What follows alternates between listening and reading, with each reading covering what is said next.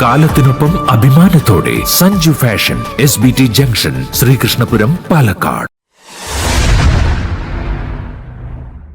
പുരോഗമന കലാസാഹിത്യ സംഘം ശ്രീകൃഷ്ണപുരം മേഖലാ കമ്മിറ്റിയുടെ നേതൃത്വത്തിൽ ഈ കാലവും കടന്ന് എന്ന പേരിൽ MT അനുസ്മരണം സംഘടിപ്പിച്ചു. ശ്രീകൃഷ്ണപുരം ബാപ്പുജി പാർക്കിൽ നടന്ന അനുസ്മരണം ഡോക്ടർ അനിൽ ചേലേമ്പ്ര ഉദ്ഘാടനം ചെയ്തു. മേഖലാ പ്രസിഡന്റ് ശ്രീകൃഷ്ണപുരം കൃഷ്ണൻകുട്ടി അധ്യക്ഷനായി.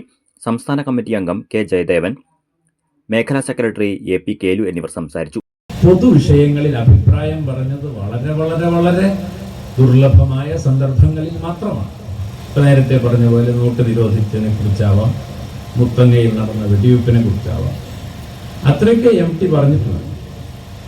എന്നാൽ ഇത്തരം കാര്യങ്ങളെക്കുറിച്ച് എന്നും അഭിപ്രായം പറഞ്ഞുകൊണ്ടിരിക്കുന്ന എത്രയോ രാഷ്ട്രീയ പ്രവർത്തകരും എഴുത്തുകാരും കലാകൃത്തുക്കളും ഒക്കെ നമ്മുടെ സമൂഹത്തിലുണ്ട്. അങ്ങനെയുള്ള കലാകൃത്തുക്കളുടെയും എഴുത്തുകാരുടെയും ഒരു സംഘമാണ് പുരോഗമന കലാസാഹിത്യ സംഘം.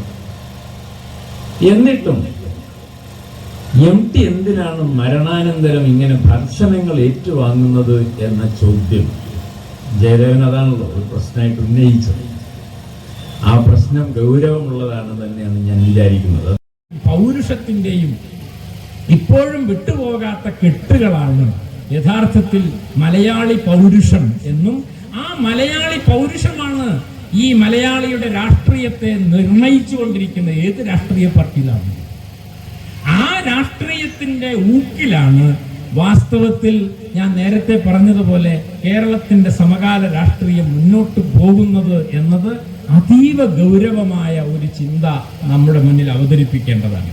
ഈ വൈരുദ്ധ്യങ്ങൾ വൈരുദ്ധ്യങ്ങളായി തന്നെ നിലനിൽക്കും. അതൊരിക്കലും ഒരു പുതിയ സമൂഹത്തിന്റെ സൃഷ്ടിയിലേക്ക് പോവുകയില്ല. അങ്ങനെ മുതലാളിത്തത്തിന്റെ വരവോടുകൂടി ഫ്യൂഡലിസത്തിന്റെ തന്നെ ചില രൂപങ്ങൾ വേഷപ്രച്ഛന്നമായി പ്രത്യക്ഷപ്പെടുമെന്നല്ലാതെ ഒരു പുതിയ സമൂഹത്തെ വാർത്തെടുക്കുക എന്നത് പലപ്പോഴും സംഭവിക്കുന്നില്ല.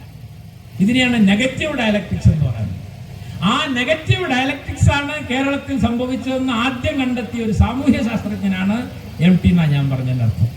MTയുടെ സിനിമയിലെ ഗാനങ്ങൾ, ദൃശ്യാവിഷ്കാരങ്ങൾ, സിനിമാ പ്രദർശനം എന്നിവയുമുണ്ടായി.